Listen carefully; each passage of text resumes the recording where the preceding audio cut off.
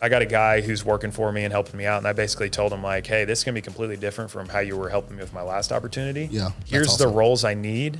You tell me which one you want, because I know you don't have specialized knowledge in any of them, and I will pay for your training to learn those skills. Dope. Like the character thing is without a doubt the most important. I'd call you a unicorn, bro. Because that, bro. You've come from so many different spectrums into who you are now, and I think it's exciting from like, you know, like you said, substance abuse and like being trapped in that world to being so successful. But not only that, it's like you kind of got the legacy mindset when it comes to sales and like that hard work ethic. Yeah. But you're still new age to where you know how to use the internet and know how to build this brand. You know, it's not about the materialism. Yes, they're cool, lead not magnets, but like who you are. You need to be a business owner. You need to have MRRs, and you have to build your systems and this, and you got to let go of the ego that you're this artist and people fell in love with your image and this, and build a team, duplicate yourself. Yeah. And I mean, like this is where we're at now. What's up, everybody? Welcome back to the rawest corner of the culture, where fitness meets fashion, money meets mindset, and we all got something going on. And you know, we always like to recap, man, what episode is this? Oh, damn. I'm actually 12, 13? No. Yeah, 13. 13. Dang, dude, we losing track. That's a good. That's good. That's a good thing. That's a good thing. We've been moving, man, and you know. Let's go. Well, our last one we had futuristic. Yeah, that was awesome. How do you feel? There's a little bit of nostalgia in that one, huh? Yeah. Learned a lot. Yeah, man. Bro. It was good. Bro. It was good getting acquainted with him to that level. And you know, it wasn't our typical like super emotional stuff that we've been having the past couple of weeks. It was weird, bro. That episode 11 is kind of like the forbidden one, to be honest. I'm kind of excited to see. Yeah, I'm nervous about the ugly cry. Yeah, boy, y'all got me out here on this pods crying and shit. But you know, that's good. That's good, man. We want y'all to see the real authentic version of us, right? Yes, sir. But today we got a great guest today. Oh man, I'm actually very excited for this one. Oh yeah, you know, talking to him before we rolled, you know, I'm very, very excited to hear his story. Very excited. I'm excited for this one because he has seen me in the come up. He has seen like the old Costa when he was just building. And I mean, I'm still am by any means, you know, but it's different. Yeah. It's different. So it's good to have him here. Mr. Brendan Whiting. Welcome to the NDO show. Yeah, thanks for the intro. Yes, sir. You guys kill it, dude. Thank you, bro. Dude, thank you, brother. And we super appreciate you coming today. We know it's last minute and everything. Oh, yeah, dude, no doubt, bro. You know, everything happens for a reason. Yeah, dude. You know? Well, I have a relationship with, you know, Steve, and I can see like the vibes are the same with you guys too. So most definitely. Yeah, dude, we we wanted to be comfortable here, man. Yeah, man, that's dope.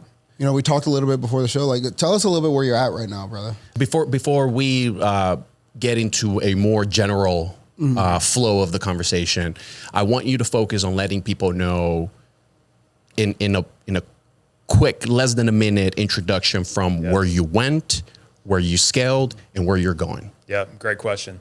So where I started, I grew up in a super small town around a lot of poverty, divorced parents, broken family, you know, things like that.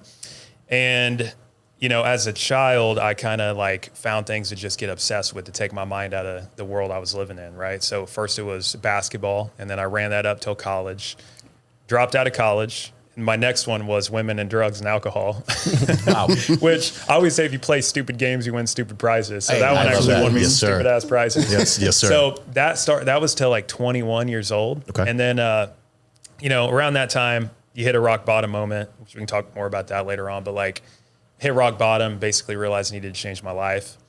And two things happened. I found sales, and then I found my wife. So this was 5 years ago that we met. And those two things helped me get clean and get focused.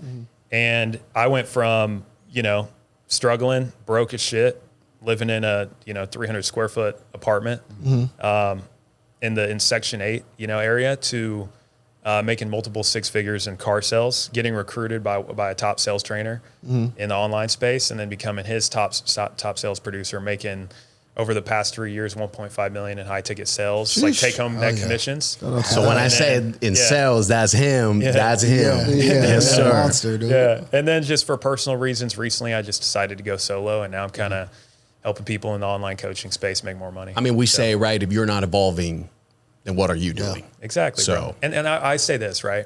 the online game, especially like the game that it seems to be we're all in, is like it's all about pivots. Absolutely. Yes, Well, sir. like No pun study intended. anybody's track record. They like wrote an opportunity out until it no longer served them, and then they made a pivot. Yes, sir. You know what I'm saying? You got to know when to pivot with the market. And like I saw a trend, something that is a big pain point in the marketplace right now, something I'm qualified to solve and something I'm passionate about solving. And I was like, I better go and Well, let attack them this. know. What is it about? Can you speak about it, or is this still something that you're Like what keeping am I on doing the- now? Yeah. So like, I mean, I'm helping online coaches. So like anybody that's tuning into this, and you guys, I'm sure would agree, there's a lot of, in the space, there's a lot of noise that coaching is a scam. You've got lot the of fluff, gurus yes. and all this Yes. stuff, and there's no substance and stuff like that. But there's a majority of the population that's really qualified as coaches. Yeah. You work with some of them. Yeah.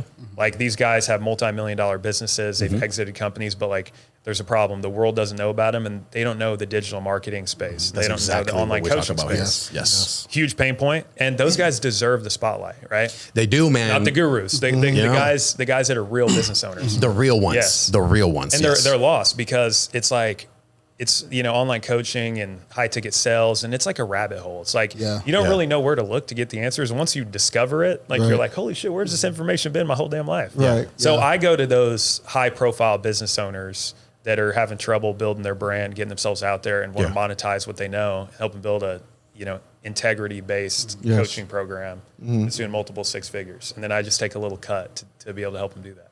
How does it feel walking in those rooms, with these high level entrepreneurs? Yeah. And I'm sure mindsets are pretty similar when you get there with them. Yeah. But then you get to the point where you're talking about their personal brand or even Yeah. like the offers that they're providing. And, these guys are they can execute at such a high level in all these other realms. But right here, like you're talking to them, it's like teaching a child to walk. Yes. So here's what I learned. Here's the biggest lesson I learned at the last company I was with. I used to think, and I think this is what stops most people from getting wealthy, that if you're rich, you're like here, and then if you're not, you're like down here, right? So anytime you see somebody and they've made more money than you, or they have more money or more possessions or whatever it is, whatever your scorecard is, it's like, okay, you're better than me. But what I realized is like these guys, like they know a lot on certain areas, right? Like I look at it like this, right? If you draw a straight line and this is like somebody's like broad, broad, what would you say? Like just knowledge base, right? And then like, so let's say there's a baseline here, and then there's like sales is a skill set, marketing, service-based business, ownership, management, things like that.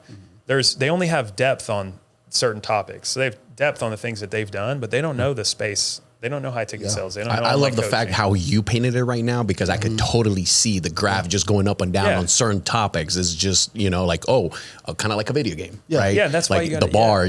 Yep. That's I why like you that. gotta become a pro and like niche down, because these guys, they're great business owners, but like the fact is most of these guys are like 30 plus, 35 plus, 40 plus in some cases. They don't understand TikTok. They don't understand Facebook, Instagram, running paid ads, structuring offers, taking sales calls from your house, closing 10K deals. They're like, what is that, dude? Right. And that's like, that's normal to us. Yes. But like, it's like not common to them. And like the biggest, they call it like the expertise trap. It's like, once you start to learn a lot, you forget that like 5% of the population is experts and 95% are beginners. Yeah. You know what I'm saying? So like, you're like, man, these guys probably already know what a freaking funnel is. And, then you sit down with them and they're like, I'm sorry, like funnel? Yeah. Like ads, ROAS? Like what is that? What, hold on. Foreign Slow language. down. Yeah, you got to You know? like tone it down to 3-year-old level. Yeah. Brandon, I honestly, just hearing you speak about it and even like diving into your story, I'd call you a unicorn, bro. Appreciate Because that, bro. you've come from so many different spectrums into who you are now. And I think it's exciting from like, like you said, substance abuse and like being trapped in that world to being so successful. But not only that, it's like you kind of got the legacy mindset when it comes to sales and like that hard work ethic. Yeah. But you're still new age to where you know how to use the internet and know how to build this brand and even use it to further yourself and 10x yourself, so to speak, right?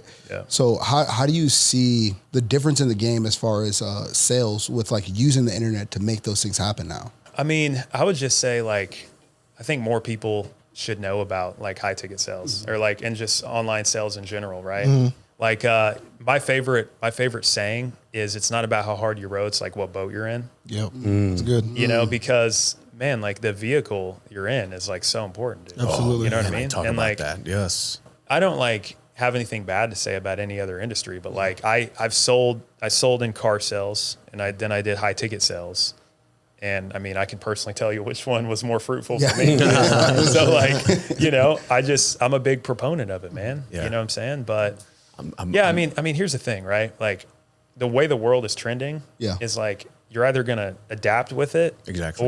And like, look, there's some people that don't like to adapt and they're just happy with the way things are, and that's totally fine. But like for people that are like the people I'm assuming they're listening to this, they're ambitious. They want to make money. They're trying to figure it out. They want to figure it out. Yes. It's like, I would emphasize on learning things that are current. You know what I'm saying? Right. Like the current skill sets that Well, matter, like AI and when we had Jeff Sakamoto, we told him that if you have entrepreneurial tendencies and you're seeking to do that, it's like any other profession. Doctors, they continue their education, they learn new techniques, mechanics, they do the same thing, right? So entrepreneurship, you as an individual, while it's unfortunate that the industry is a little bit tainted, you need to seek out coaching. Yeah. And you need to seek out the relevant things that are happening right now in the world, rather than you being stuck with things you learned 10 years ago. Yeah. Absolutely. I mean, like your mind, you've heard it. It's cliche. Sure, your mind is a computer. You just need to be updating your software. Exactly. So what it is that you're doing daily. Yep. Yeah. I could not agree more. I think ultimately, like, why would you not optimize, right? Yeah. I think long is gone is the days of knocking on doors. I mean, it still exists, don't get me wrong. Yeah. But why would you not optimize your time and using AI and creating funnels to be able to cook a lead? Exactly. And by the time it gets to your phone, like, I'm just talking to you like a regular person. What you're talking about right now is one word. It's called leverage. Yes. Right? Leverage. And like, you got to look for the most leveraged position to put yourself in and your family. You know what I'm saying? Yeah. So.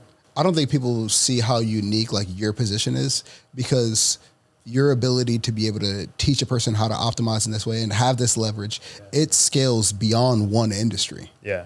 From fitness to finance to, you know, automobiles, you know. Yeah. So how do you feel like your position is going to grow moving forward from now? Like, where do you see yourself in 2 to 5 years? Yeah, that's a great question. So kind of like we were talking about, like, as far as like pivots, like you get in one lane and you max it out and then you make a pivot. Like, I don't know where the online space is going to go. Yeah. I just know like what's in right now and like what people are wanting to do. So like, so my recent decisions, right? Like the things we kind of talked about prior to this episode, came from one thing. I looked at myself and I said, in 5 to 10 years, what do I want to be known for? Right. And to me, it was like, I want to be known as somebody who has a lot of integrity, and I want to be known as somebody who's like an expert. Right? Like, what I don't like about the internet is that it allows people who don't know what they're talking about. Let's talk about it. And like my favorite, you don't want to know my biggest flex. I don't know what I'm talking about. I don't know about what you're talking about. Like, and your audience appreciates that. Like, people who posture like they know everything, like they never connect with anybody, dude. You know, like I made a video recently and like a guy was like, "You don't know shit, blah, blah, blah." And I'm like, I made a video. I was like, dude, you're right. I don't know shit about a lot of things. The only thing you could say I have evidence that I know shit about is high ticket sales, considering I made 650 last year and I'm on track to make 700 grand this year doing high ticket sales. So one would assume I kind of know what I'm talking about in that, but everything else, fitness, you know, diet, freaking space travel, you're totally right about that. You know what I'm saying? So like my focus, to answer your question, is just like next 3 to 5 years, go from like goodish at this stuff to like truly becoming an expert. And then I'm sure the next pivot, you know, will emerge. But like, I love the internet space, bro. Bro, you're at a brink of just becoming the expert that you're talking about. Cause I appreciate that. I fucking seen you, bro. And you're a beast. Like he is, you know, Jazzy, how he has the whole vibe of like, man, it'll work out. Yeah. Like he is the epitome of the chill guy. Every time I've seen him, I've seen the behind the scenes. I've seen how they used to operate and everything. And I mean, like me seeing him, like, man, like you're a savage, bro. I appreciate that, dude. I have 2 different modes, right? I tell my wife this all the time. Like, there's 2 parts of me, right? So on one hand, I'm very much like detached from results, and I'm also like very humble. Like, I'm like, hey, look, like for example, I just left a job where I was making $700,000 a year, right? And you have to kind of consider that when you're making the decision. Fortunately, and this could be another topic, is like I keep my living expenses low, and I've been saying that. Oh, you've been long super time. smart about it, dude. Yeah, That's so what I like- appreciate so like- about you. So like that way I can follow when I have urges like this. I don't have to have golden handcuff syndrome, right? But as far as like leaving the job, I had to look at like what's the worst thing that could happen, you know? And I was like, hey, sell my real estate property. You know, like everything, blah, blah, blah. I play out the whole thing. I'm like, It's not that bad. You know what would be worse than that? Yeah. Staying in a situation I'm not happy in and writing it out, you know? Right. I had to make that move. But like getting back to the point, it's like that's one part of my mindset. The way I think the other part is I'm highly ambitious, and I have like a deep conviction that I know what I'm talking about. You know what I'm saying? Yeah. It's like I have this balance of like humble, but at the same time, like I know like You can talk your shit. I know, like I know my shit. You know what I'm Yeah, saying? and you got to though, bro. Yeah, it's like you- a healthy balance. Yeah, sometimes you got to beat your chest, bro. It's Exactly. like- Exactly. I was wondering too, like when it comes to the coaching that you're doing, and I know you've seen the kids online who've literally they close one sale, they buy a M4 and they move to Miami. You know what I mean? And I think that culture is so crazy because I just got into personal coaching myself, and it took me 15 years, bro. I was like, I got to fall on my face several times, to actually become, I feel like, an expert in my field because I just did. But now kids, I feel like they get one result, they get one ab, one six pack, and now next thing you know, they're like, bro, I can coach you to $1 million. I'm like, bro, you have no failures on your track record yet. Like, Exactly. you know what I mean? And I think it's tainting the online coaching game. agree. And, I was wondering your opinion on like, materialistic, flexing, all that stuff, going to Miami and then trying to be a motivational speaker. Oh, man. And I feel like it's going to tear apart the youth because they see something and they think they can attain that, which is possible. But they're getting people to take out loans for $10,000 and $25,000 and they have no idea what they're talking about. I think the debt is going to rise. They're not going to be able to, be able to pay this stuff off because all these loans are taken out, trying to be taught by these people who don't know what the hell they're doing. Exactly. And I'm so glad that you asked that question, man, because if we needed someone that could answer that legitimately, it would be him. Yeah, that's what I'm saying. Because he does not keep up with the Joneses That in thing- a I was world just about to say. world that it's actually, bro, like you need to keep up with the Joneses. You gotta live under. And you gotta live under your means. this man, like I'm straight up. I think the only thing, and it's because you actually wanted your watches. And that's it. Yeah. Those are investment pieces, though. Well, the cool part is like these were spiffs. This is like Exactly. And you won them. won them. Yeah. Little tip, right? If you're a salesperson, this is a salesperson tip. You have to negotiate spiffs with your employers, right? Yeah. So like figure out what a number is that your boss would like to see on the revenue board and then go, hey, I'll hit that guaranteed if you can get me X thing that you want. You know what I'm Right. saying? Little I never thought Yeah. about that. Yeah. little I love hack. that. You know what I'm saying? But about your question, dude, it's I think the main thing is you just got to be able to. And I literally made a video about this the other day. You have to like the greatest power in today's world is thinking for yourself. Yeah. Right. Because recently there was a TikTok ban, right? And the reason the TikTok ban happened was because China made a bunch of spam accounts and they were posting propaganda talking about conspiracies about the US government.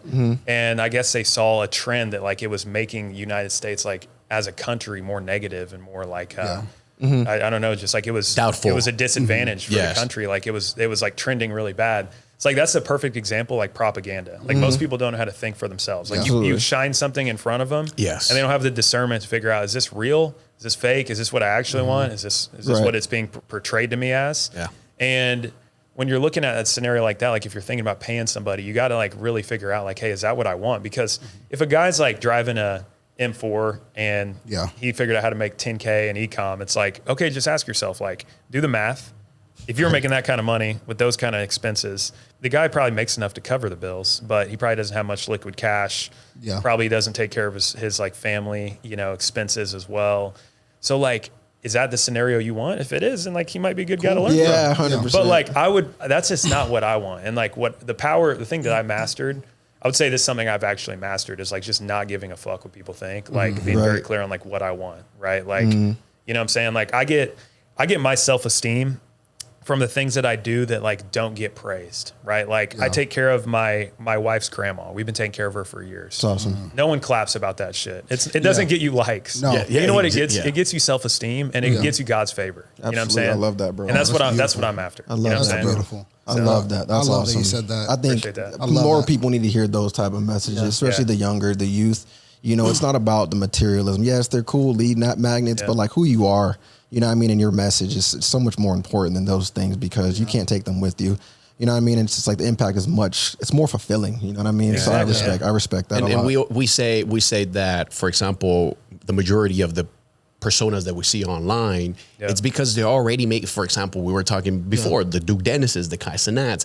These are individuals that are already making $300,000 a month plus. Right. And you're seeing an outcome that it's already the end, almost. You know, like in the come up, make sure you take care of the main things first before you get wrapped up into like all the luxuries. And I'll say this, after you fall for like the gurus that are presenting the lifestyle they don't actually have and you pay them, eventually you're going to want to pay one of these real gurus I'm going to be helping to get the results that they have. Nice plug. Once you buy the e-com scam, you get to the 10K, you buy the Corvette like he told you, and you're only really saving $200 a month, and you feel financially stressed every day and you hate your life. You're going to see another ad that's going to be like a guy who built a freaking 8-figure roofing company that's making $2 million net per year and has a paid off house, paid off car, takes care of his family, millions in the bank. And you're gonna be like, maybe that's what I wanted all along. Yeah, that's exactly it. I think we live in a world that's just so saturated and like we say, like people just show the highlight reel. Yeah. You know what I'm saying? So sometimes it's really hard to see through the fluff. It depends on a person's resume, right? Like T said, like when you have failures on your resume and you show that you failed, to me, I'd rather go with that person because they've got so many lessons along the way. Exactly. You know, so in saying that, right, I'd like to ask to you, if you're looking at someone's resume, what would make them an attractive coach? Yeah, that's a great question. So to me, the main thing is and this is what like I made my entire brand about. This is why I've done what I've done, because I don't want to be filtered or anything like that. I want to be I want to tell the truth, right? So like I would say transparency. Like for example, if your guru won't show you like their W-2s and their income statements, don't trust them, dude. Right. You know what I'm saying? That's a good one, dude. Like I personally will post my pay stubs because I'm like, yo, this is like, don't take it from me. Look, by the way, look for proof too. Like I was literally going to post this morning. Like look for testimonials. Yeah. Like for example, if you like somebody plays the volume game, they have a lot of volume, but they don't have a lot of testimonials. That's a bad sign. Ask somebody what their success rate is with their clients. Yeah. You know what I'm saying? That's social proof. So important. What's your success rate? Yeah. You know what I'm saying? Yeah. And man, I mean, most time you'll be disappointed. You know what I'm saying? And ask them if they actually qualify, you know, because a lot of people don't qualify. They just take on anybody. Just like you said, volume. Exactly. They take on anybody, bro. And then they end up just like, you can't help that person. You know what I mean? There's some people that just, your expertise won't work for them because they're not in a position. Yeah. And like, here's the thing, right? Like, so word of mouth, like I always say this, the market eventually finds quality. Yes. They're all looking for it. So like there are people that have gotten really rich by playing the keep up with the Joneses game. Now they probably spent it all. So they made money and they're known for that, but they're, you know, you wouldn't trade places with them. No. Risking it, yeah. Yeah, exactly. Their But mental like, health is shot. yeah, like, but you know, it's just, you wouldn't want to trade places with them. Yeah, and I think there's just so much more value in building something that's real and something that's sustainable. Yeah. Rather than like you said, I'm going to go buy the Corvette right now because I hit my first deal. Yeah. So now it's time to go splurge a little bit. And I just think people got to see the value in living in the long game. Exactly. Because there's no real finish line, right? Exactly. Well, and if you want to attract sophisticated buyers, you got to speak their language. Yes. Yeah. And so, like, for example, saying this, like making this your brand slogan, play the long game, that doesn't get you a lot of likes. That doesn't get you like worldwide appeal. But well, I mean, look at Warren Buffett, right? Yeah, it does attract sophisticated buyers. Absolutely. You know what I'm saying? So like, there are guys out there that have much smaller audiences than like the bigger people that we know, but like, they're making way more money because their clients can afford premium services, understand the value they're bringing, and are willing to pay it. So like, I will gladly stay with a less like general population appeal to like put out a message that like attracts real people. Cause like I'll have people hit me up, like even since I started. So I'm blessed to say this, right? I started my business 2 weeks ago, and you know, like I want to scale this to 7 figures in the first 12 months, which I think is 100% doable, but I'm very patient with it. But I mean, we've already partnered with like a handful of people, collected multiple 5 figures in revenue. Awesome. And it's because the minute I left, I had a handful of people reach out to me and say, hey, let's work together. And these are guys that can afford $10,000 to $15,000 fees to work with me. Yes. Like no, like pocket change. Yeah. And like I've intentionally built that brand. If I would have played the influencer game, I wouldn't have had all these high level business owners reach out to me right away and be like, I want you to help me. I mean, you're positioning yourself as a true businessman. Authority. Yeah. You know, like a true high level sales individual, right? Rather than trying to be an influencer. Yeah. Like But you said. his online footprint is still very good though. Oh no, man, he does a phenomenal job connecting genuinely with his people, you know, popping the cell phone out. I like that. Yeah. But I mean, like, man, cut me a little slack. I was the videographer behind the scenes. You know what I mean? This is a new round for me stepping on like in front of the camera. You know what I'm saying? Yeah, and I'm proud of you, dude. Like, you're Thanks, doing a good man. job. Thank you. I do want to bring it back to though one of the questions that Nico had when he asked you, how does it feel you stepping into these rooms with high level individuals? What for you guys that don't know out there, how old are you, man? 26. And he has been doing it for the past 4 years. Oh, you're gonna be a beast. Speaks Okay. to work ethic. Yeah, bro. Exactly. So now, with that being said, what do you have to say to that individual that says, well, I'm trying to do high tickets, but people don't take me seriously because they think I'm still young and I can't close high ticket deals like that? Yeah, that's a great question. I mean, dude, it's like a vibe, right? Like it's like an identity that you just kind of like form with yourself. Continue you with know? that, but I also want you to go into the habits that you built up. Yeah, no doubt. I mean, like, for example, the thought process that we're talking about, like these thought processes, you know, eventually people are going to find this message, right? Yes. The right people are going to find it. And that's the goal of the entire thing. Right. But, like what we're talking about, like if you can actually like live it, then you'll end up attracting people like this. Like, like, the way that I was like attracting really high level clients was like, it's what I want. It's like the identity I'm after, you know what I'm saying? As far as like habits, I mean, first of all, I think you really got to ask yourself, like, just the overarching theme of like a lot of this conversation so far is like getting rid of the like low level thinking, like the buying into like what kind of car you drive determines how rich you are. You know what I'm saying? I like Which the way is you a talk. key indicator that you're a dumb fuck on finances. You know what I'm saying? But like once you raise your thinking to that level, like I feel like a high level person can sniff that out. Right. And like I operate, like I don't drink a whole lot. Like I drink once a year, twice a year, maybe if ever. And I'm not interested in like anything besides getting really good at what I do. Yeah. And I love what I do for work. Right. Like I'm in love with it. So like when business owners get around me that are way older than me and have a lot more experience, they're like, that's the kind of person I want. I would also, for a younger person, flip the narrative, right? Like being older or being, you know, younger isn't necessarily a disadvantage. It can be an advantage, right? Because you're willing to work and you're willing to learn. Sets you know what apart. I mean? Is the personality that you decide to take on. Because I totally resonate with what you just said right now. Because when I started linking up with you guys, my mindset was a whole lot into like a freelancer. Like one client, where do I get my next one project, my next one client? Jumping from client to client. Yeah. And then like the whole mindset changed. And I remember telling myself, I was like, nah, dude, fuck that. You need to be a business owner. You need to have MRRs and you have to build your systems and this, and you got to let go of the ego that you're this artist and people fell in love with your image and this, and build a team, duplicate yourself. And I mean, like this is where we're at now. I love how you tied that ego thing in there. Shout out to you. But I do want to talk about you talked on building a team, and this is something that's been brewing as I'm hearing you talking.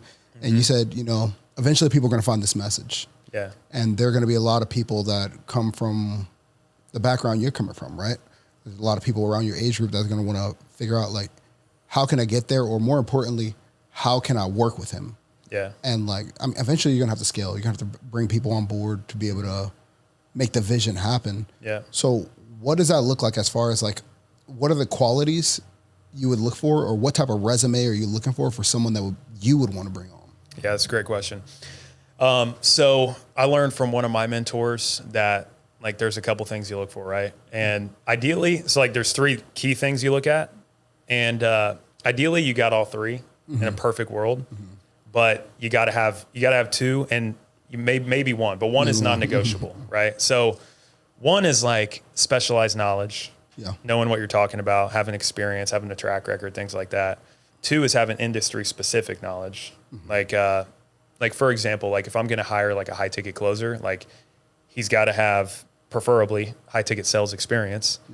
And he's got to know like the space he's going to be selling the product. And if he's selling a home service product, he's got to know like that space kind of that's a strength. But the last one is like just character, right? And that one's the non-negotiable. If you got all 3, you're great. If you got 2, that's awesome. But like if you don't have the 1, the character, like that's like a non-negotiable. Right? I think that's an agreeable thing in any space, right? Exactly. Yeah. When you say character, what traits I love are that. those You read my mind. that reveal of someone with character? I would say integrity first and foremost, without a doubt, non-negotiable. Loyalty, work ethic, and I mean, dude, like here's the thing, right? Like if you have integrity, you have integrity with yourself too. Absolutely. So like that's going to lead to like discipline and hard work and things like that. Consistency is super important. Yes. I mean, He's preaching, dude. those are the main things, dude. Like, you know, like as far as going back to your question about who I would want to bring onto my team, it just comes down to like, I choose personally like integrity and loyalty over anything else. Absolutely. Like I'm already kind of like forming a team because I'm like, okay, I'm going to need a lot of help. And, you know, like I said, like fortunately a lot of people that have known me throughout the years are going with me into this opportunity because they just know my character. Right. But like, I got a guy who's working for me and helping me out. And I basically told him like, hey, this is going to be completely different from how you were helping me with my last opportunity. Yeah. But I value your character so much. I want to keep you on the team. Here's awesome. the roles I need. You tell me which one you want, because I know you don't have specialized knowledge in any of them, and I will pay for your training to learn those skills. That's Because like that's the way to go. because I just like the character thing is without a doubt the most important. Man, right? I love that you brought that up, because I just recently had a situation where I needed to sit down with one of the employees, and it was kind of like the same thing. It's like, I know you don't specialize in these other things, but we're working like Pivot. We're working on getting you the right tools, and we want everybody that's with us. We tell them that we want to elevate you guys as professionals. And I mean, I don't know if this was prior to the pod or we had already like started, but we said, you know, you build leaders in hopes that the loyalty will be developed and then they stick with you. But then if at the end of the day they decide to leave, you should be happy about it because you were piece of that development, and they're ready to take on the world. And that's kind of like what I told them. And everybody is on the same boat. So. Yeah, and you know, like we talked about building a brand based in integrity, but like here's the cool part, right? Like customer facing, obviously you'd like to position yourself with authority and transparency and integrity, but it also works with your team too. Yeah. You know what I'm saying? Yeah, absolutely. And behind the scenes. Yeah, exactly. Because what triggers me in businesses is when I see people that like position themselves a certain way to the world, but then they're a different way to their teams, right? Yes. Because your team deserves transparency. Like for example, if you're going through a tough time, you're not getting leads, you need to just tell your team, hey, we're not getting leads. Sorry, you guys aren't getting paid what you should be. Yeah. We're working on it. Right. Not like you guys suck. You know what I'm saying? Yeah. Like being able to take responsibility as the leader is a huge thing, right? Yeah. And like, you know, so like for example, like in what I do, like I work with sales teams and also consult on marketing and stuff like that for these coaches. And I'm like, we got to communicate the marketing to the sales. There has to be accountability on both sides. Like if the leads are trash, we need to know. But if the leads are good and you're just not closing them, we need to know, right? Right. Yeah. But just being able to admit when you're at fault. I'll tell you another like pet peeve of mine while we're on the topic. Sure. I love it. I don't know if you've heard of this before, but this is like something I find really funny, right? People do this thing called virtue signaling.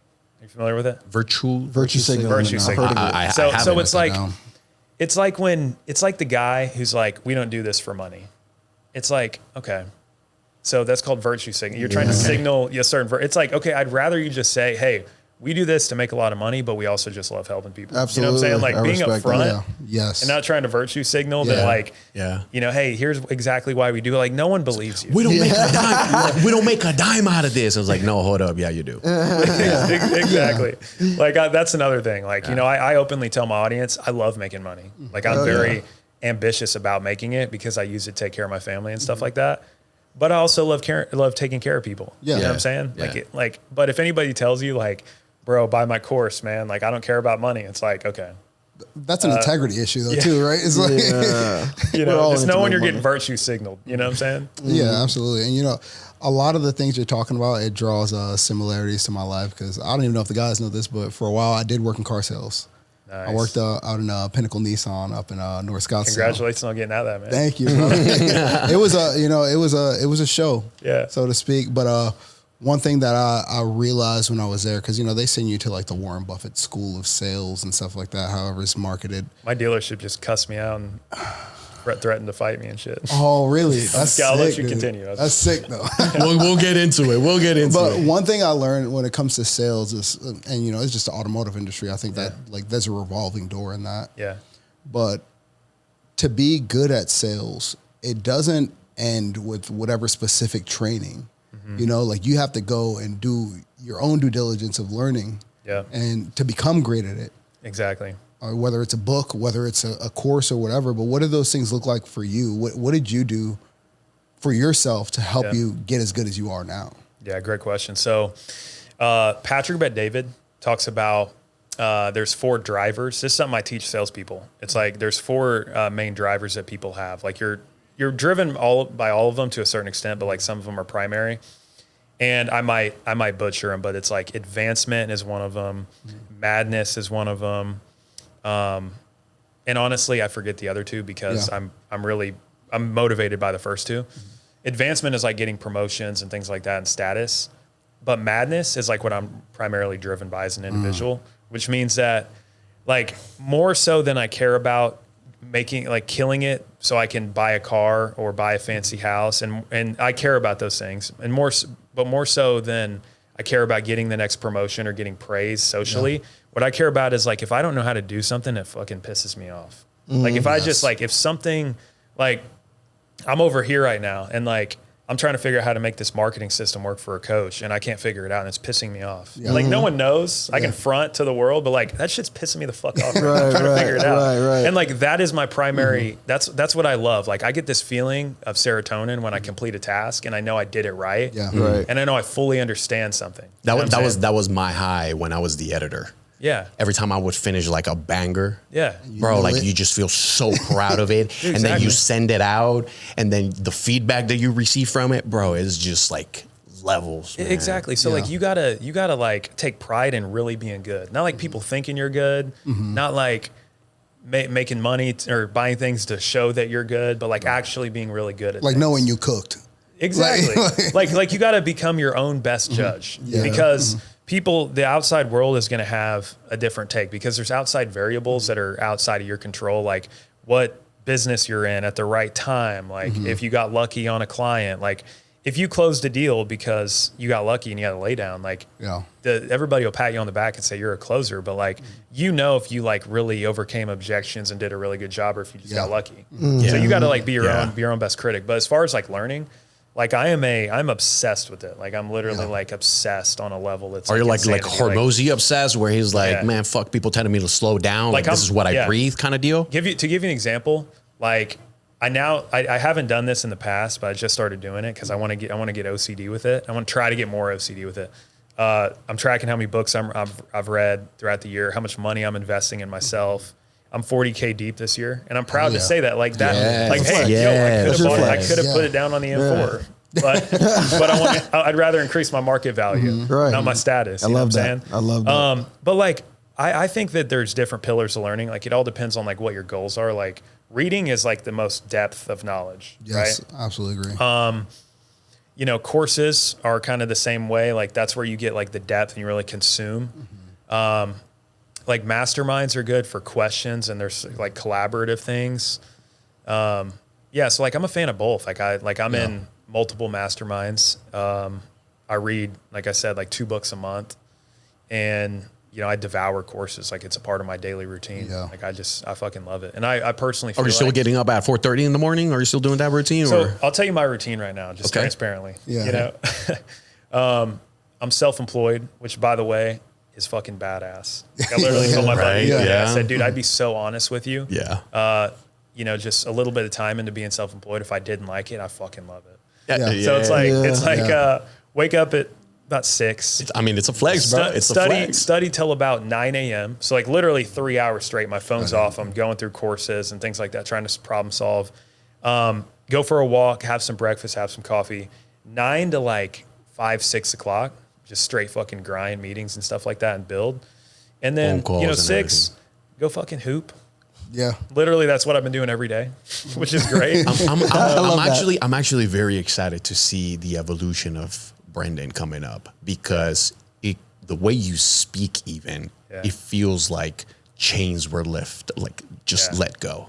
Yeah, that's exactly and right. like now you're just rocking with genuinely you.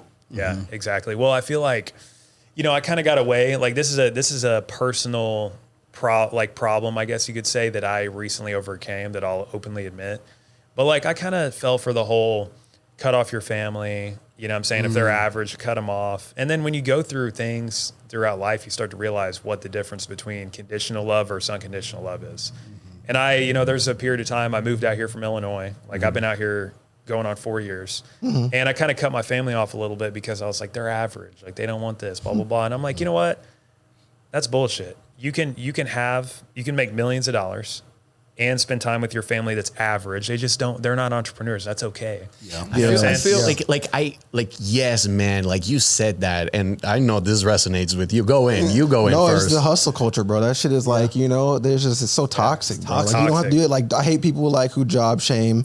There's nothing wrong with the individual having a job and they're providing and taking care of their family. Now, if they complain about that job and they're not doing anything about it, that's my problem. Exactly. You know what I'm saying? But there's nothing Yes. wrong with the individual who takes care of himself and his family, and if they have a job. So I think that toxic culture, like cut off your family, you know, I do believe you're the average of the, 5 people you hang around with. Yes. But just like you said, some people just aren't built to do this. They don't have the grit, the resilience, the ability to just jump and then figure out on the way down. Sometimes, let's be honest, dude, the number one factor, like in order to make a lot of money, like how much money you make, it's not determined by how jacked you are, how strong your mindset is. It's like, do you solve a problem people are willing to pay a lot of money for? It doesn't matter. Like dude, that part doesn't matter. Now, do you want to be fit because you don't like being fat and out of shape, and like not like that might drag your self-confidence down, which could indirectly affect your work performance. But does it directly correlate to how much money you make? No, bro. It depends on, you have leverage in the opportunity you're in. Absolutely. You know what I'm saying? Like, absolutely. that's what just really being matters. fit is like you said, being fit is just a leverage, right? Like it's like the first impression that you give, and it bumps up the quality of the perspective of the person perceiving you. Sure, I agree, but then at the end of the day, we know some fat ass motherfuckers are making bread like crazy. There's a trader that's probably 300 pounds sitting at his desk making $1.5 million a month. Oh, I don't doubt it, bro. I don't doubt it. You know, and like that's not to say that health isn't important. The reason I bring that up is because, you know, hanging around like your family that loves you unconditionally and maybe they aren't entrepreneurs is okay. Like that's you know, like you shouldn't like cut off your entire family. Like if they're bad, sure. I agree with that. They're toxic, sure. If they've supported you when you were not an entrepreneur and now, you should keep them around. They should see the ones that support you, absolutely. Of your success, you know. So I'm just like, I feel like I've turned a new leaf where I'm like, okay, here's what I'm going after. I'm stepping into a new vehicle that has more leverage. I'm operating in integrity. I stood on my word, like what I stand for. And like, honestly, like when I left my job, I told myself, I was like, okay, so even if it takes me years, which again, like this, you're witnessing me internally battle between the humble me and the beat my chest. Even if it takes me 2-3 years to get back to making netting $700,000 a year, I don't give a fuck. Honestly, I really don't care. How I know I'm going to get there pretty fucking quick. I know your shit. But even if it doesn't, I'm totally okay with that. Yeah. I was faced with a position where I had to pick money or my internal beliefs, and I Yeah. chose Your my integrity. beliefs. I chose what I believed in. Yeah. And that's the true test of like somebody. Man, And however it yeah. looks I to don't the know. outside world, it Yeah. doesn't matter because, and fortunately, the ones that don't get deceived easily, Yeah. like are on my side, and you know, like it's not sides, but it's like they support me and they Yeah. they understand why I did it. A lot of people called me that know me personally and just Yeah. know what I stand for and can kind of take things from the outside and understand it. They called me and they said, "Man, I'm proud of you. You did it. You did the right thing. Yeah. I support the journey you're on." Yeah. And that's been cool to watch. That kind of Yeah. people deserve to be around your circle. Like, you know, what I've Yeah. seen so far behind the doors is the disconnection in commonality of topics, right? Yeah. Like, for example, we get together and we flow because we like business and we're searching in this and that.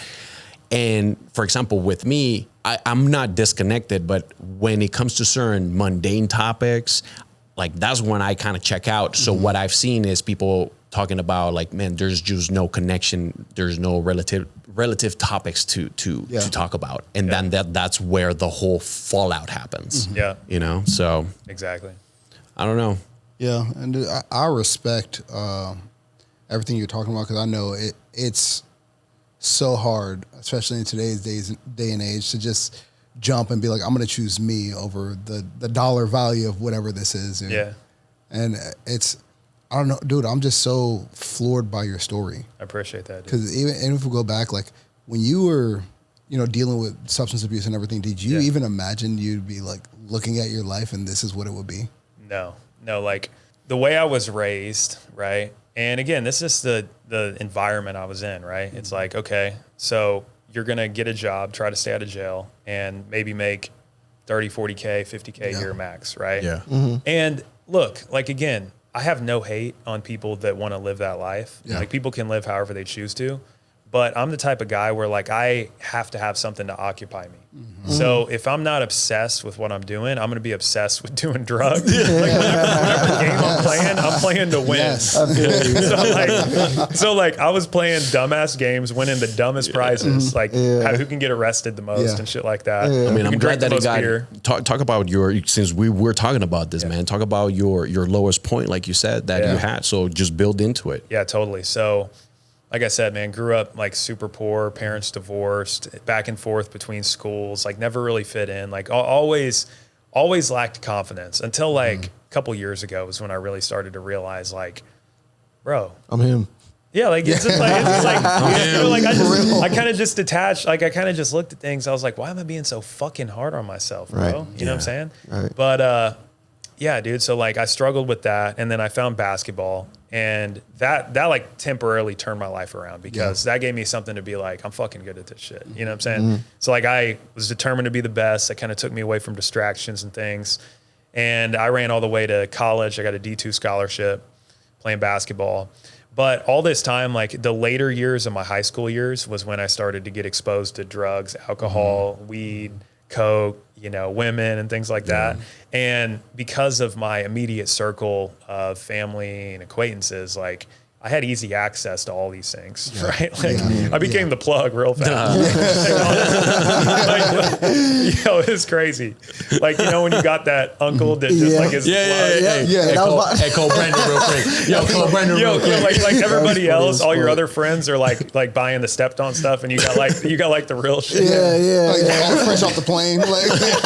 So I became that guy, right? Shit. And that was, you know, that was totally status driven. But Yeah. like that was all the way till college, and then by the time I stepped onto the campus D2 to play basketball, like I was so drugged out. Yeah. And like, I honestly was trying to do both. I was like, I can do both. It's easy. Until like, I'm literally doing drugs daily, and like, I'm struggling to wake up, and I'm having health problems, and I'm like, this isn't good. I need to figure this shit out. So what I chose to do was the smart thing. I dropped out, moved to Florida, and started doing more drugs. Miami? Yeah. So what encouraged that? Yeah, got even closer. Oh my God. Closer to the source. Man, so wait, hold on. I didn't know about Florida, you man. ever seen the movie Blow? Yeah, bro. I love that movie. Yeah. It's one of my Yeah, favorite it's movies. classic, dude. bro. Yeah, me too. That is a classic. Dude, the scene where he's like, where do I put the money? He's like, I don't fucking know. Put it in the closet. The closet's full. I had that vision. I lived everything in that movie besides the money part. Because I was my own best customer, right? That's but after that, I moved back to Illinois because money ran out. Connections fell through, and I was just like, I moved back, and I was like, that was kind of the beginning onset of like I'm a loser. Like the party times were over. I had no more money, and I was like, I moved back. I moved in with my mom, and then I moved out, and I was trying to I was staying at a fucking apartment, and I was living a life, and I like woke up one day and I was like, I think I'm a loser. Oh shit! Because I was like 21, and I was trying to get jobs. I couldn't even get a job at fucking Walmart, McDonald's, because I had like hardly any work experience, drug tests, was failing those.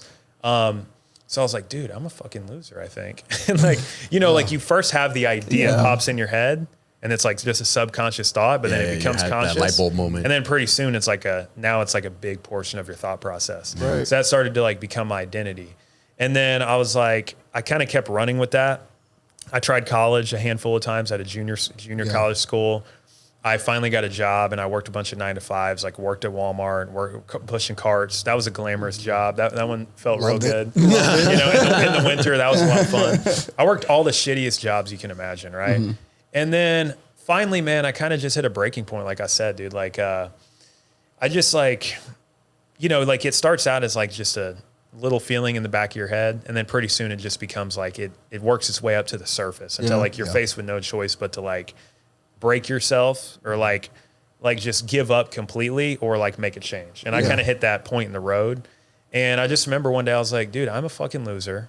And like, I can't live like this. This isn't my life, right? This isn't who I was born to be. Because I always I used to watch motivational shit when I played basketball. Yeah, right. So like I'd watch tapes of like Eric Thomas, do you want as bad as you want to breathe? Shit like that. So like, classic. I knew that side existed and there's people like that. And I was like, I got to turn this shit the fuck around. Yeah. So I started trying to find better jobs. I worked at a jewelry store, did that. I did door-to-door briefly for a couple months. Couldn't really get any traction in sales. Dude, I was so committed though. Like I literally gave blood one time to be able to drive out to do more appointments. And like, I couldn't get it going. Like I was like, I'll do whatever it takes. Bro. I don't want to depend on my family. My family doesn't have the means to support me anyway. Yeah. Like I want to do this on my own. So I just went through this journey for like a year of just grinding and stuff. And then, finally, one day I was at a bar, right? I was still kind of dabbling in that shit. Yeah. And I'm sitting down in a bar, and I'm out with one of my buddies, and he was like, yo, I want to introduce you to my boss. He's here with me. He works at a car lot. Yeah. Or he's like the manager over there. And this guy's wearing a suit. So I go up to him, we do a shot together, and he's like, what's up, man? And I'm like, what's up, dude? Just kind of looking to sell cars or something. And he's like, cool. And he takes a shot and he's like, you have a driver's license? And I was like, yep. He's like, you're hired. And I was like, dude, that was fucking easy. And that started like the car sales journey. And man, right away, like I kind of had a feeling that was going to be the thing because, like I went the first 3 to 6 months, I didn't care. I still wasn't locked in on like success. Like I still wasn't committed to it. And I was dabbling in it. I was selling 3 to 5 cars a month and making $2,000. At this point, I just met my wife too, right? We had just met. So like, it's kind of funny. Like we met and she's like, what's going on in your personal life? I'm like, well, I just started selling cars. I'm broke. I'm drive a car. Like the wheels are kind of caved in. It's like, I paid $4,000 for it. I got a $900 a month payment from a fucking buy here, pay here. Like I'm just a mess, dude. Yeah. And like, she's like, where's your place? I'm like, I'm staying with my buddy. There's 6 of us, 3 beds. It's cool. She's like, okay, you can live with me in my 300 square foot apartment. So like, we were broke as shit, right? Yeah. But 3 to 6 months go by, and I'm like, kind of starting to try because I'm like, I got to make money. And then I got to a point where I had no choice but to level up because I go in my 6th month. This was like a blessing for me, right? And like these are like those setbacks that seem like they're against you, but really it's the universe for you, right? Yeah. So I come in one day and my manager is like, hey man, we got to talk. And he pulls me in the office and like, dude, they were like the shittiest managers ever. Yeah. You know what I'm saying? If they're like, and again, if they're watching this, it's like, I don't care. I've been like, I turned new leaves, but I still trash talk my first manager, and I hope he watches all my content. But I love it. He goes, listen, man, you're a loser. You don't belong on the car lot. And if you don't sell at least 8 cars this month, I'm going to fire you. And I can't wait to fire you. Like, you're a bum. You don't belong here, blah, blah, blah. And it just like, it made me feel like complete shit. I drive home and I call, my wife and I'm like, hey, so here's what's happening. They're going to fire me, blah, blah, blah. I was like, I think I'm just going to quit and go back and work a 9 to 5. And she's like, you got to prove them wrong. And I was like, damn, That's girl. Hey, bro. Hey, shout out to your wife, though. Shout out to Gia, bro, because like she's a G, bro. Like the way she holds it down for you, man. Like next level. If you got a savage behind a savage, man. No, bro. No, and we'll try to get briefly into it because like she also started a business and everything, bro. She's a little savage too, man. Totally, so shout out to her, man. Yeah. So like from there, you know, I went home. Looked up on YouTube how to sell more cars, found the YouTube rabbit hole, found a handful of YouTube videos. University. It gave me some really good knowledge. And I took that training and I was so motivated. I took notes, wrote everything down. I went in that next month and I did 25 cars and made $10,000. And like, dude, when I got that check, it was ice. Yeah. It was ice in my veins. Yeah. Like, I will never forget the day. I like walked in because they didn't tell us we were going to get paid. Like we just sold cars. They put the X's on the board. And at the end of the next month on the 5th, they handed you your check. They're like, good job. They handed it to me. I pulled it out and it was like $9,800. I'm like, what the fuck? And I'm like trying to question if it's even reality. You know what I'm saying? Cause like I grew up so fucking, I've never made 10 grand in a year. Yeah. Right. And like I would literally just call Gia and I was like, yo, we're going to be able to pay our bills for a couple months. And also like, that new bag you want, we can get that, and we can breathe for a minute. How did that feel? Damn. Bro, I started crying, and I was like, what the fuck? And you know, like you throw on the champion music. And that was the day that the addiction started. You know what I'm saying? Yeah, like a new addiction yeah. started. Yeah. And after that, I literally walked in the next month and like they were trash talking. They were like, hey, you got lucky, blah, blah, blah. And I said, I'll be the top salesman on this lot for the foreseeable future. Yeah. And for the next like year there, top salesman, 25 cars a month, making about 10 grand. And then had a falling out there with the management. Obviously, of course. You heard the manager talk to me. I moved to a different dealership, and that was a better vehicle, better boat to row in. Yeah. And I started making like 20 grand a month selling cars.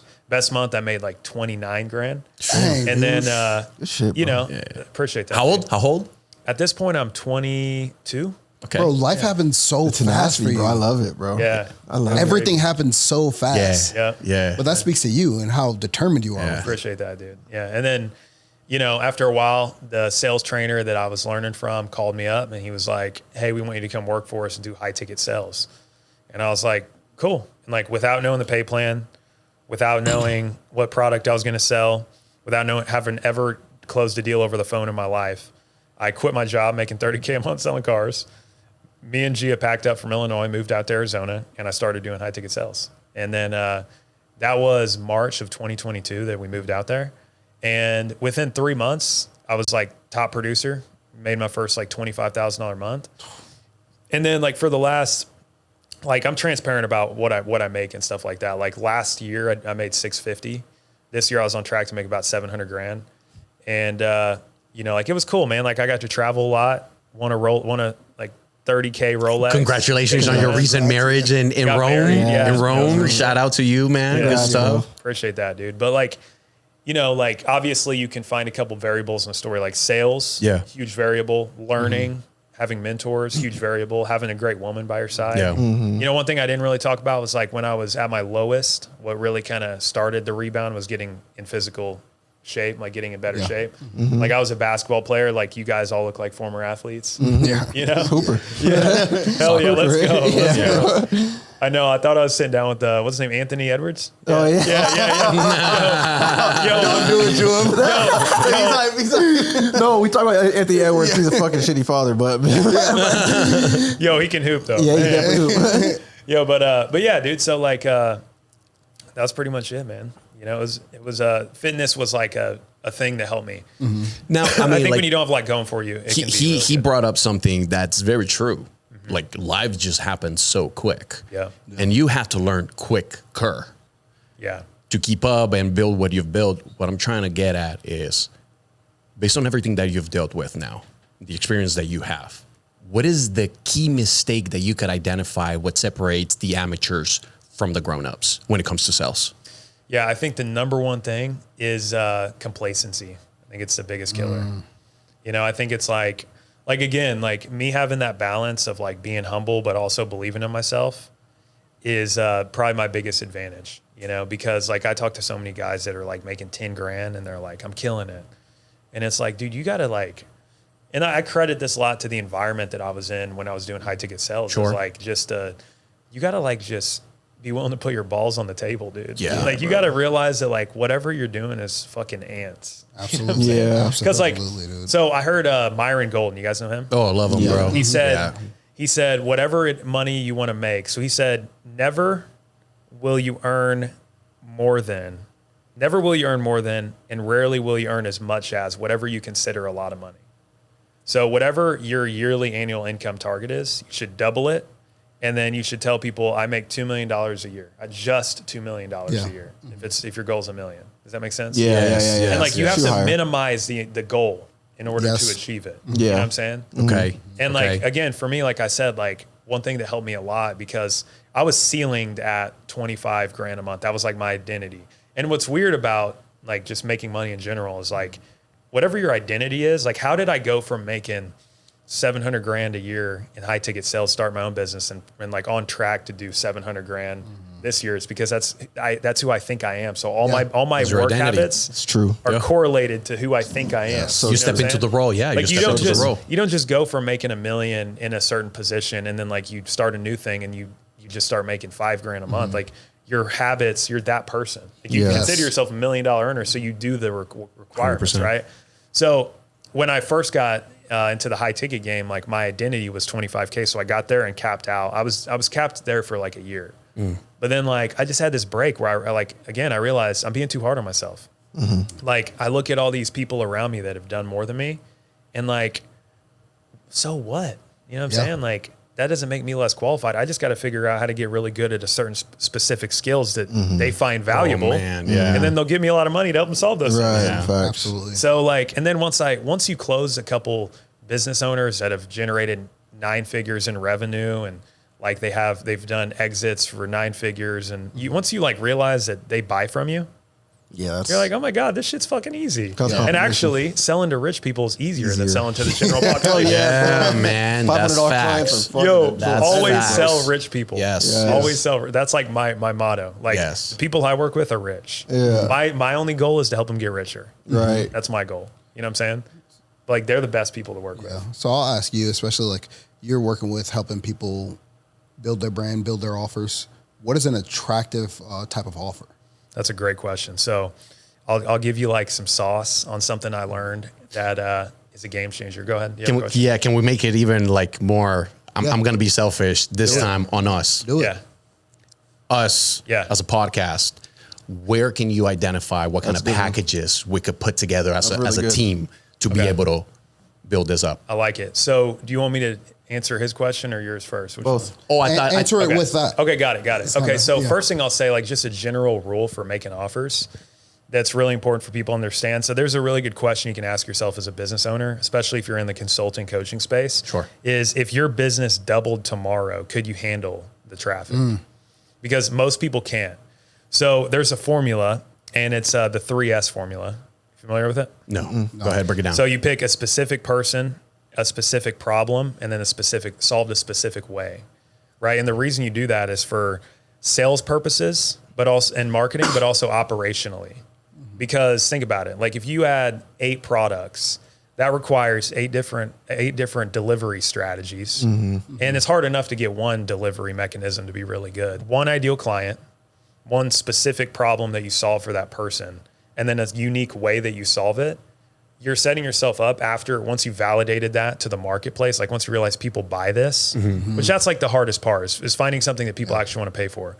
But once you get through that, if you solve it a specific way for a specific person and it's a specific problem, you can delegate the delivery. You can delegate the sales easier because same problem, same person every time on the phone. After they buy, it's solved the same exact way. So like you can hire CSMs, VAs, salespeople, setters, closers, and it's like they just take the ball and they run it. And I've seen this because I've seen coaching operations that are, doing $1 million a month a really messy way. Like they have way too many people to be doing that kind of revenue. Like you should be doing 100x revenue. But the thing is, you're trying to attack all these things at once. Your model is way too complex. Yeah. On the other hand, I've seen $1 million operations with less than 10 people. because each of their salespeople can ramp up. Because like if you started as a salesperson for me and I was like, hey, we sell 8 different avatars. So there's 8 different sales scripts. You got to ask these specific questions to figure out which path you're going to take them down. Like that's going to take you a lot longer than if I was like, hey, we serve guys that want to get 1 million views on social media in under 90 days. Right. Yeah. So that's who you're going to talk to. These are the problems they solve. And then you give them an ideal client at like profile. Okay. Here's their typical age of the people that you're going to be on the phone with. Here's the things they hate. Here's the things they typically hate doing. Here's the things they love doing. Here's hobbies they have. Here's desires they have. Here's what keeps them up at night. Here's pain, getting the salesperson very educated on that. Yeah. So they like can just play chess and not fucking checkers. You know what I'm saying? Yeah. As far as, so a couple other things on that, right? Like what I've noticed in the info space is like there's a set parameter of like things that are selling really hot right now, right? So there's a difference between done for you and then info, right? Like do it yourself, done with you is like an info product, right? Like if you're a coach and you teach people how to add 5 to 10 clients a month as a home service based business, right? Unless you're doing the work for them, right? Like you're not selling a done for you product. Like you're not running their marketing or does that make sense? So like with that, the best time frame I found is like an 8 to 16 week offer, because longer than that, people lose focus, like they'll fall off. Shorter than that, you can't really get somebody a measurable result. But following those parameters, like, okay, pick a specific person and be very clear about it. Like, let's say it's a home service business owner making under $500,000 a year, right? That's your ideal client. That way you can call them out. The problem is they need more leads, right? And your offer or your claim is like, I help you get 5 to 10 new customers every single month, right? And then your time frame is like 8 to 16 weeks. You walk them through a curriculum and you make it the same way every single time using the X mechanism, right? And this is like the rabbit hole now. Now they're getting deeper in the rabbit hole. Yeah. But you know what a unique mechanism is? No, not really. Okay, check this out. So it's like let's say you got 2 coaches, right? You have one that helps men over 40 lose 20 pounds in 90 days. You've got another one that helps men over 40 lose 20 pounds in 90 days using the ketogenic diet, okay? Now, if you're a buyer, the guy over here, you're like, okay, well, you help me do it, but how do you help me do it? Oh, well, you're going to cut calories and work out more. And it's like, I've already tried that. It doesn't work. Yeah. But if I'm over here and I'm like, hey, you need to learn about this little known, but very effective new method called the ketogenic diet. And this is perfect for men over 40 that want to lose 20 pounds in the next 90 days. You've probably tried the typical diet, the freaking eat less, move more, all that boring stuff. The new ketogenic diet is super simple. It breaks down into three critical principles. Number 1, number 2, number 3. And then you finish with so that you can, or principle number 1, so that you can blank. Do you see what I mean? Like, see how that makes it stand out in the marketplace? Yeah, stand out. See, like you mentioned that the market's saturated, and it's true. It's like the coaching space is especially saturated because everybody's trying to be a coach. So if you come out with they call it a claim. If you come out with a claim, you immediately, people are so skeptical now that they don't believe claims anymore. So if you made a video, if you made an ad and you were like, hey, we'll help you we'll teach you this, we'll teach you how to get 1 million views in 90 days. Okay, like that's cool, right? Identify an avatar, identify a goal. And the cool part about done for you is you can be very specific. You can make guarantees. You know what I'm saying? That's the cool part, because with an info strictly offer, you don't want to make guarantees because it relies on their work ethic. You can in fitness because it's measurable. It's like, hey, if you log into your My Fitness Pal. If you do your Fitness Pal every day for 90 days and you fill it out and you complete all the workouts and you don't lose weight, we'll give your money back. No one's that wants a refund is gonna bother to like log for 90 days just to get their money back. Yeah. But in info, like it's so general, you want to stay away from that for the most part. Yeah. But in done for you, it's like, okay, what's a measurable outcome that you can get them in a specific amount of time?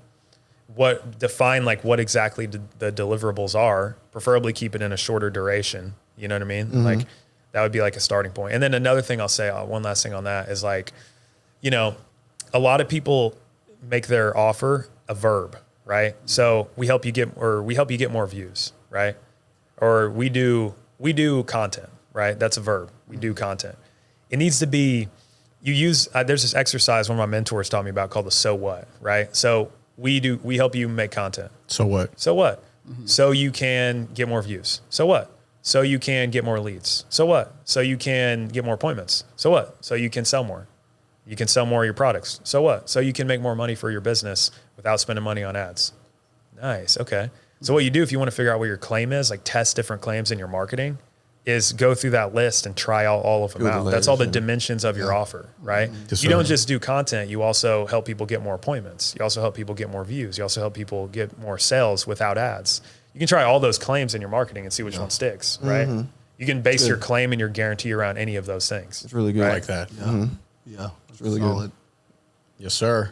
Hell yeah. Hope you guys make some bread with that, dude. Oh yeah. I'm gonna watch this back a couple times. Oh no, bro! I'm already like, okay, no, Yeah. we're gonna go back and listen to this whole thing for sure, man. Full transparency, you guys could fucking kill it with an offer like for content. So it's what we were talking about yesterday. So Yeah. we're in a space where, We're getting approached. and we've got a couple different lanes, obviously with like sponsorships and stuff like that. Yeah.